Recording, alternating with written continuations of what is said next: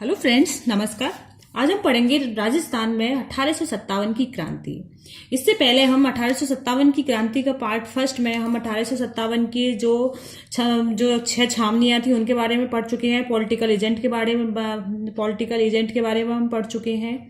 ठीक है ना। 1857 की क्रांति में कौन कौन सी रियासत में कौन कौन से शासक थे, कौन से राजा थे, कौन कौन से पॉलिटिकल एजेंट थे, सबके बारे में हम राजस्थान की 1857 क्रांति के पार्ट फर्स्ट में हम पढ़ चुके हैं। अब इसमें हम पढ़ेंगे कि क्रांति सबसे पहले राजस्थान में 1857 की कहाँ हुई, क्यों हुई, और उन छावनियों में मतलब कौन कौन सी छावनियों में हुई, वो सबके बारे में हम विस्तार से जानेंगे।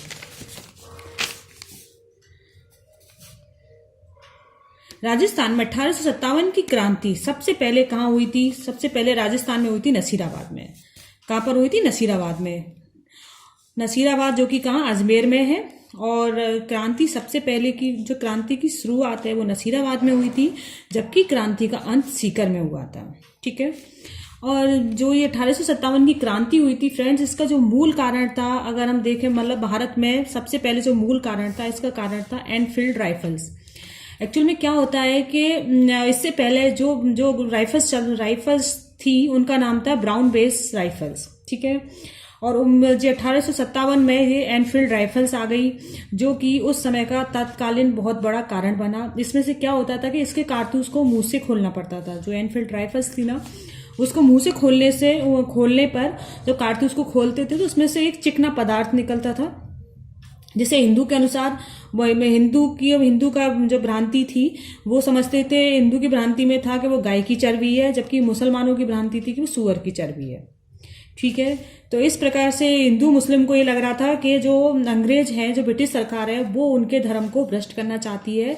इसलिए वो ऐसी राइफल्स लेके आए हैं जिसके कारतूस को मुंह को खोलने से हिंदू समझते थे कि वो गाय की चर्बी को वो मुंह से खोल रहे हैं, जिससे उनका धर्म भ्रष्ट हो रहा है। और मुस्लिम समझते थे कि उसमें सूअर की चर्बी लगी हुई है। ये उस समय का मूल तात्कालिक कारण था। ठीक है। जबकि अन्य कारण भी थे। अन्य कारण क्या थे? नंबर 1 पहला कारण था वेले जली की सहायक संधि। ठीक है। इसमें अंग्रेजों ने सहायक संधि की थी, उसमें उन्होंने कहा था कि हम जब तुम्हें कोई भी परेशानी होगी, तुम्हें जब भी हमारी सहायता की जरूरत पड़ेगी, हम तुम्हारी मदद करेंगे, और जब हमें जरूरत पड़ेगी तुम हमारी मदद करोगे।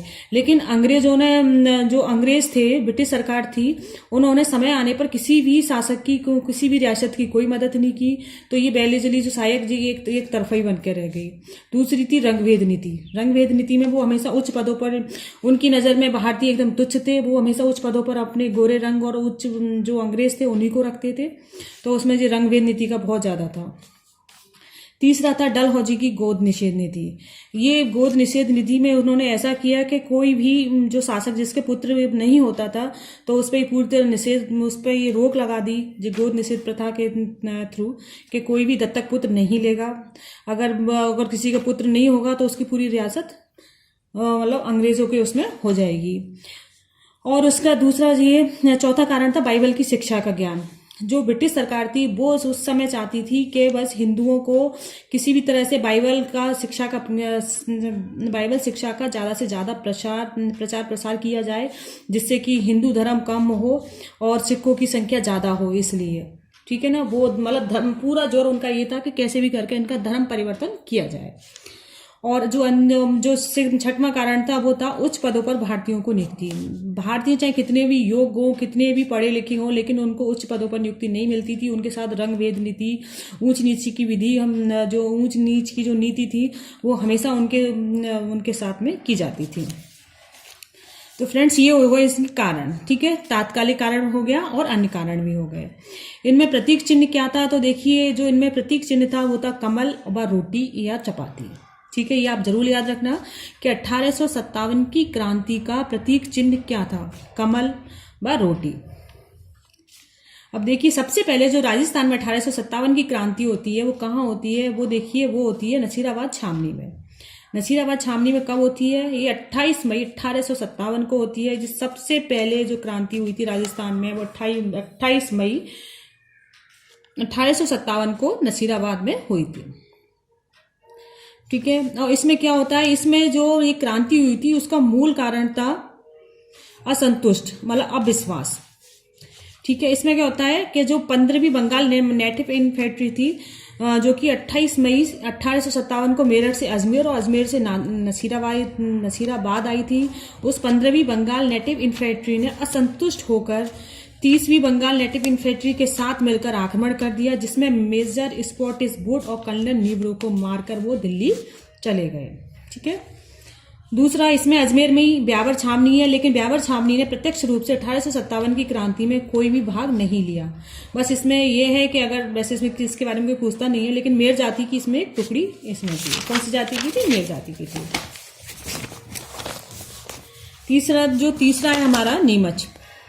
नीमच में कब हुआ था? 3 जून को हुआ था। इसमें ये बस नीमच को आप 3 जून को ऐसे याद कर लेना, इसमें 3 वर्ड है, कोई भी हिंट होनी चाहिए याद करने के लिए, तो इसमें आप यही हिंट ले लेना, 1 2 3। ठीक है ना।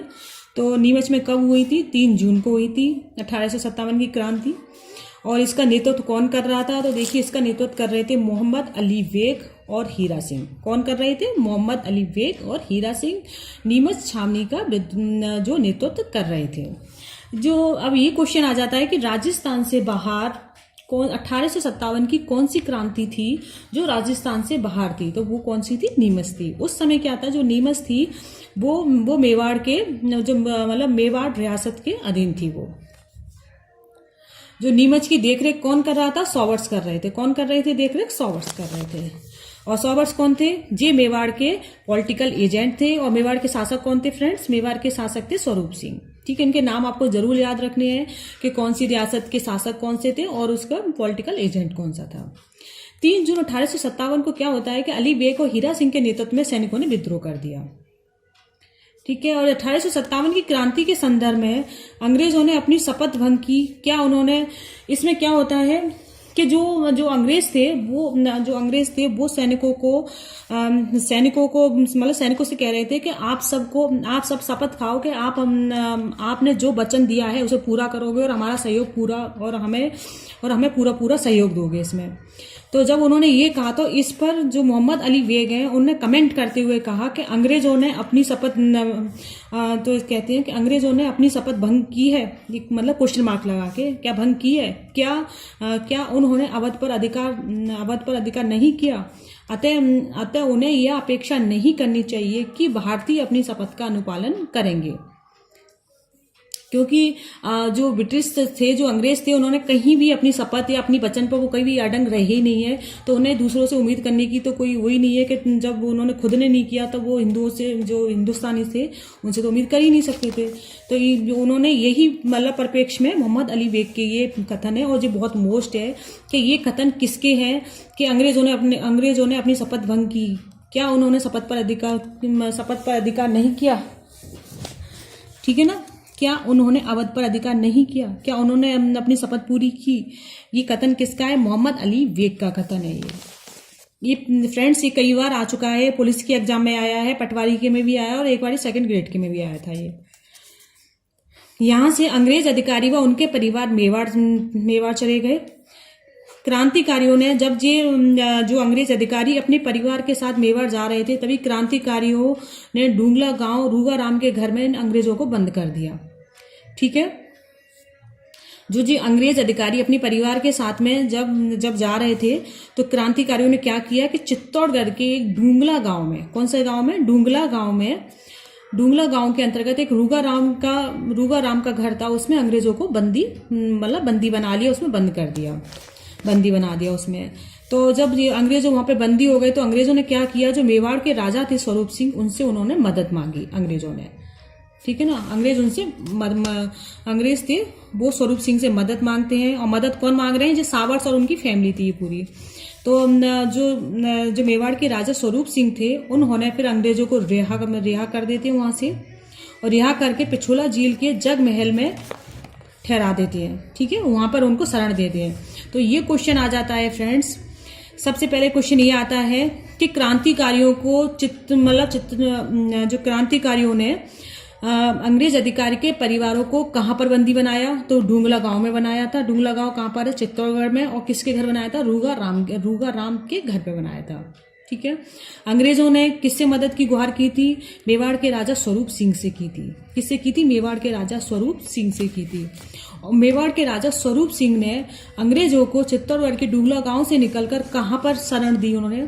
तो पिछोला झील के जग महल में उन्होंने शरण दी थी। कहां दी थी? पिछोला झील के जग महल में उन्होंने शरण दी थी। और जहां पर जो शरण दी थी उस जगह पर उनकी देखभाल किसने की थी? गोकुल चंद मेहता ने उनकी देखभाल की थी। कि एक एक नाम बहुत ज्यादा मोस्ट है, आप सबको अच्छे इन सारे पॉइंटों को अच्छे से याद कर लेना।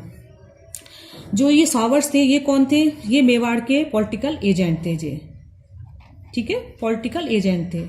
और बर्टन कौन थे? बर्टन कोटा के पॉलिटिकल एजेंट थे। तो क्या होता है कि जो मेवाड़ के पॉलिटिकल एजेंट जो सावर्स और कोटा के पॉलिटिकल एजेंट्स बर्टन ने 6 जून 1857 को वापस नीमच छावनी पर अधिकार कर लिया और इसका दमन कर दिया। किसने किया था? पॉलिटिकल एजेंट सावर्स और कोटा के पॉलिटिकल एजेंट बर्टन ने। कब किया था? 6 जून 1857 को किया था। अब इसमें मेन जो क्वेश्चन बन रहे हैं नीमच की छावनी से वो एक बार और देख लेते हैं हम। ये मानिए फ्रेंड्स, इससे बाहर आपका एक भी क्वेश्चन नहीं जाएगा क्योंकि जितने मोस्ट पॉइंट थे वो सारे मैंने इसके अंदर कलेक्ट कर लिए हैं। देखिए, पहला ये आता है कि कौन सी 1857 की क्रांति में 6 छावनियां थी उसमें से कौन सी छावनी राजस्थान से बाहर थी? तो वो थी नीमच। नीमच कहाँ थी? मध्य प्रदेश थी, लेकिन जो मेवाड़ के अधीन थी उस समय, ठीक है। फिर ये इसका कब हुआ था? यहाँ पर 3 जून 1857 को हुआ था। इसका नेतृत्व किसने किया था? अली बेग और हीरा सिंह ने किया था। किसने किया था? अली बेग और हीरा सिंह ने किया था इसका। और यहाँ पर विद्रोह किसने किया था? सैनिकों ने किया था। जो अंग्रेज थे वो सैनिकों से कसम और शपथ की दुहाई दे रहे थे कि तुम्हें इस तरह से नहीं करना। उस पर मोहम्मद अली बेग ने एक कमेंट करते हुए ये कहा था कि तुमने कौन सी अपनी शपथ पूरी की है, तुमने भी तो अवध पर अधिकार किया था। ये कथन किसका है? मोहम्मद अली बेग का। ये आपको जरूर याद रखना है, ठीक है। और जो सॉवर्स उनके परिवार को शरण कहाँ दी गई थी? तो देखिए, क्रांतिकारियों ने उनको बंदी कहाँ बनाया था? वो चित्तौड़गढ़ के डुगला गांव में बनाया था, रूंगाराम के घर पर। और रूंगाराम के जब अंग्रेज वहाँ बंदी थे चित्तौड़गढ़ में तो उन्होंने मदद किससे मांगी थी? उन्होंने मदद मेवाड़ के राजा स्वरूप सिंह से मांगी थी।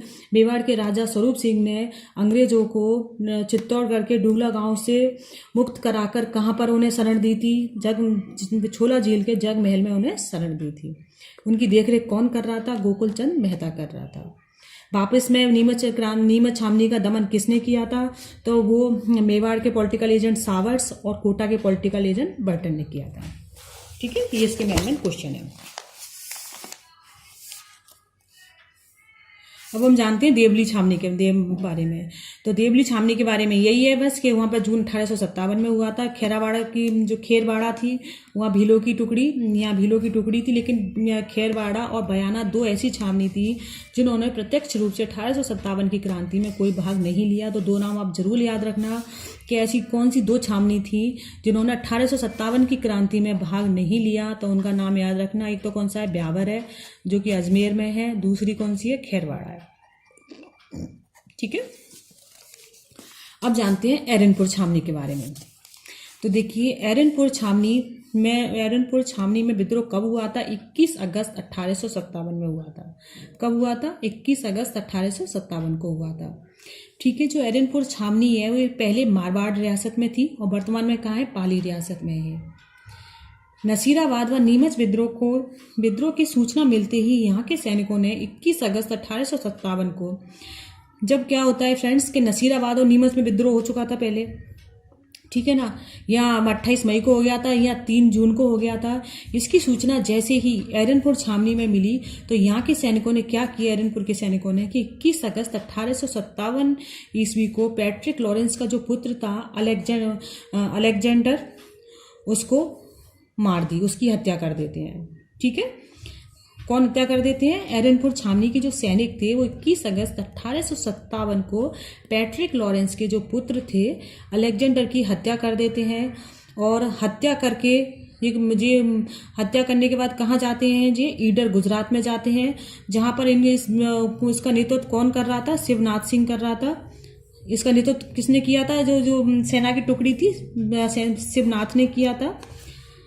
और शिवनाथ ने वहां पर जो इसकी हत्या करके जब ईडरपुर में थे तो इन्होंने एक नारा दिया था, चलो दिल्ली मारो फिरंगी। ये नारा किसने दिया था? ये नारा शिवनाथ सिंह का नारा है। किसका नारा है जी? शिवनाथ सिंह का नारा है।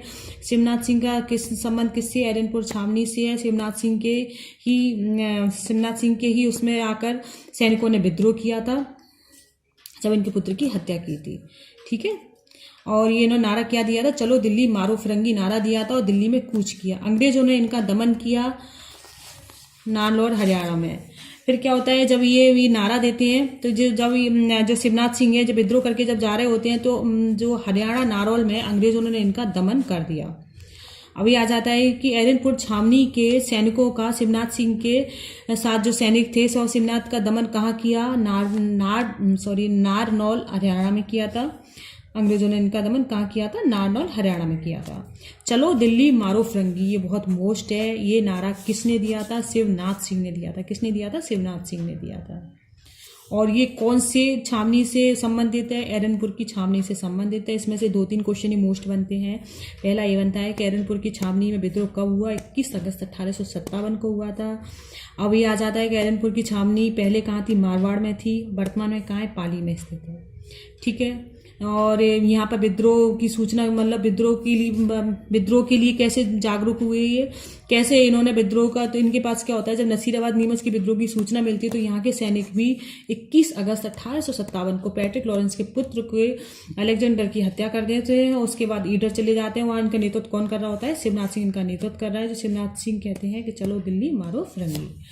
तो ये हो जाता है हमारा एरनपुर छावनी के बारे में। अब हम जानते हैं अहुआ ठिकाने के बारे में। क्या होता है फ्रेंड्स, जो एरनपुर के जो सैनिक थे ना, वो जब दिल्ली के लिए कूच कर रहे थे उस समय वो अहुआ पाली पहुंचे थे। अहुआ कहाँ पर स्थित है? ये पाली में स्थित है। कहाँ पर है? पाली में है। तो जो ये हुआ था ना, चलो दिल्ली मारो फिरंगी, जब ये जा रहे थे उस समय, तो ये कूच करते समय कहाँ पहुंचे थे? जे अहुआ पाली में पहुंचे थे, जहाँ इनकी सहायता किसने की थी? ठाकुर कुशल सिंह चंपावत ने इनकी सहायता की थी। ठीक है, किसने सहायता की थी? ठाकुर कुशाल सिंह ने इनकी सहायता की थी। जब जो अहुआ के जो ठाकुर कुशाल सिंह ने इनकी जब सहायता की तो इस बात से मारवाड़ के जो राजा थे तखत सिंह और अंग्रेज जे ठाकुर कुशल सिंह चंपावत से नाराज हो गए। ये इनसे नाराज हो जाते हैं। इनका ये था कि तुमने एरनपुर के सैनिकों की मदद क्यों की, सहायता क्यों की। इसलिए जो मारवाड़ के राजा थे तखत सिंह और जो अंग्रेज थे वो ठाकुर कुशल सिंह चंपावत से नाराज हो जाते हैं। फिर इनके बीच में और नाराजगी इस हद तक बढ़ जाती है कि इनके बीच में विथोड़ा या बिठौड़ का नामक युद्ध होता है। और जी युद्ध कब होता है? ये 8 सितंबर 1857 ईस्वी में होता है। ये याद रखना आप, विथोड़ा या बिठौड़ नामक युद्ध कब होता है? 8 सितंबर 1857 ईस्वी में होता है। 8 सितंबर 1857 में होता है। ठीक है, और बिथौड़ा या बिठौड़ा नामक युद्ध कौन सी सैनिक छावनी से संबंधित है? तो जे अहुआ ठिकाने से संबंधित है। ठीक है, किस किस के मध्य में होता है? तो देखिए, जी ओनार सिंह पवार व फौजदार राजमल लोटा, जो कि तखत सिंह के कौन थे? ये सेनापति थे। ठीक है, ओनार सिंह पवार व फौजदार राजमल लोटा, ये तखत सिंह के सेनापति थे। और बा हीथकोट जो अंग्रेज का अधिकारी था।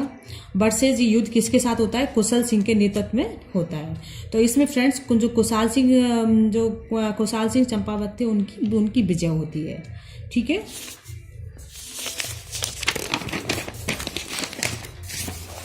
कुशाल सिंह चंपावत की भी विजय होती है। और जो तखत सिंह का सेनापति था ओनाड और हीथ जो अंग्रेजों का था हीथकोट, ये दोनों मारे जाते हैं।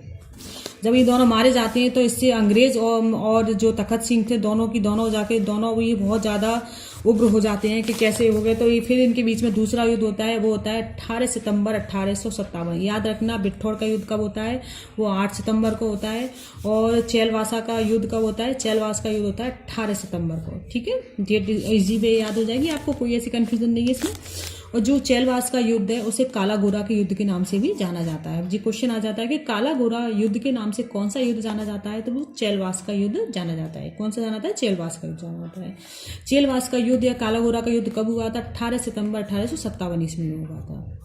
और ये युद्ध किस किस के मध्य हुआ? तो ये देखिए, ये युद्ध जो एजीजी पैट्रिक लॉरेंस थे, एक तरफ तो थे एजीजी पैट्रिक लॉरेंस मारवाड़ के पॉलिटिकल एजेंट मैक मॉसन, तो जो ये पार्टी थी ये तो कहलाई थी गोरे रंग की थी, इसलिए क्योंकि सबकी सब ये विदेशी थे, ये ब्रिटिश थे। और दूसरी तरफ थे कुशाल सिंह चंपावत जो कि काला, इसलिए इसे काला गोरा का युद्ध भी कहा जाता है। इसमें क्या होता है फ्रेंड्स कि जिसमें क्रांतिकारियों ने मैक मॉसन को, जो क्रांतिकारी होते हैं कुशाल सिंह की जो साथ की जो टुकड़ी होती है, सैनिक होते हैं, वो मैक मॉसन की गर्दन काटकर उसे अहुआ के किले के द्वार पर लटका देते हैं। अब ये जी आप जरूर याद रखना कि मैक मॉसन की चैलवास के युद्ध में कुशल सिंह के नेतृत्व में सेना ने किसका गर्दन काटी थी? मैक मॉसन की काटी थी। कहाँ लटकाई थी? अहुआ के किले के द्वार पर लटकाई थी। यह देखकर जो पैट्रिक लॉरेंस थे जी वो वहां से भाग जाते हैं। ठीक है, वो वहां से भाग जाते हैं तो फिर क्या होता है, उनके हार का बदला लेने के लिए अंग्रेजों ने कर्नल होम्स के नेतृत्व में पालनपुर, गुजरात व नसीराबाद, अजमेर की संयुक्त सेना भी भेज दी। अब यहाँ से ये भाग गए तो अंग्रेजों में एक वो हड़कंप मच गया, लेकिन उन्हें अपनी हार का बदला भी लेना था, क्योंकि उनका में ये गुस्सा था कि इन क्रांतिकारियों ने हमारे पॉलिटिकल एजेंट जो मैक मॉसन है उसकी गर्दन लटकाकर एक तरह से इनको भयभीत करने का काम किया था, जिससे इन्होंने क्या किया कि अपना हार का बदला लेने के लिए अंग्रेजों ने कर्नल होम्स के नेतृत्व में पालनपुर, गुजरात व नसीराबाद के संयुक्त सेना 18 सितंबर 1857 को भेजी। फिर सेना आ जाती है। फिर इसमें कुशाल सिंह व एरनपुर की सेना ने एरनपुर की सेना का दमन किया, लूटपाट की इसमें। और जो अंग्रेज होते हैं वो 1857 की क्रांति की देवी सुगली माता की मूर्ति को वहां से ले जाते हैं पाली से, और उन मूर्ति को ले जाकर अंग्रेज कहाँ ले जाते हैं? अजमेर ले जाते हैं, जो कि वर्तमान में पाली के बागड़ संग्रहालय में स्थित है। ठीक है, 1857 की क्रांति के नाम से कौन सी देवी जानी जाती है? सुगली माता जानी जाती है। कौन सी माता जानी जाती है? सुगली माता जानी जाती है।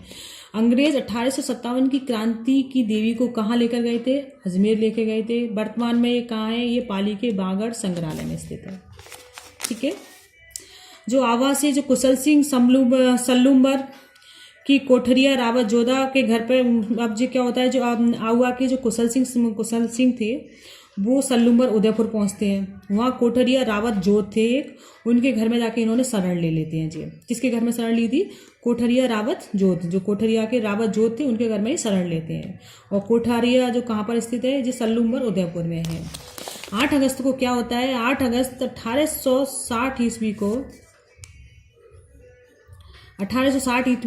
को नीमच में ये जो कुशाल सिंह चंपावत थे वो आत्मसमर्पण, एक हल्ला सा हो जाता है, चारों तरफ अफवाह फैल जाती है कि कुशाल सिंह ने आत्मसमर्पण कर दिया। इसकी जांच के लिए क्या होता है? मेजर टेलर के निर्देशन में एक मतलब कमेटी गठित होती है। किसके निर्देशन में होती है? मेजर टेलर के उसमें गठित होती है कमेटी, उसमें क्या होता है? इसमें कुशाल सिंह एकदम निर्दोष साबित होते हैं।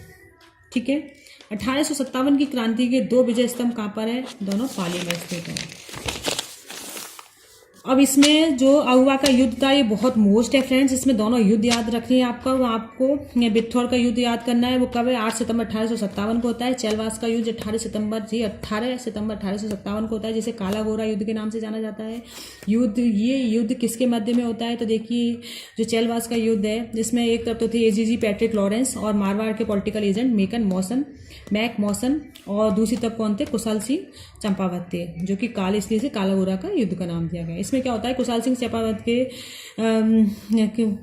नेतृत्व में जो क्रांतिकारी हैं उन्होंने मैक मॉसन की गर्दन काटकर अहुआ के किले के द्वार पर लटका देते हैं, जिसे देखकर लॉरेंस वहां से भाग जाता है। इस हार का बदला लेने के लिए जो अंग्रेज अधिकारी कर्नल होम्स, कौन थे? कर्नल होम्स के नेतृत्व में पालनपुर, गुजरात व नसीराबाद, अजमेर की एक संयुक्त सेना आती है। 18 सितंबर 1857 को भेजी जाती है। वो आकर कुशाल सिंह और एरनपुर का क्या कर देती? दमन करती है, लूटपाट करते हैं, और फिर वहाँ की जो देवी होती है सुगली माता की मूर्ति को अजमेर ले जाते हैं, जो वर्तमान में पाली के बागड़ संग्रहालय में स्थित है। फ्रेंड्स, अगर आपको मेरी वीडियो पसंद आई हो तो प्लीज़ इसे लाइक कीजिए, मेरे चैनल को ज़्यादा से ज़्यादा सब्सक्राइब कीजिए। धन्यवाद फ्रेंड्स।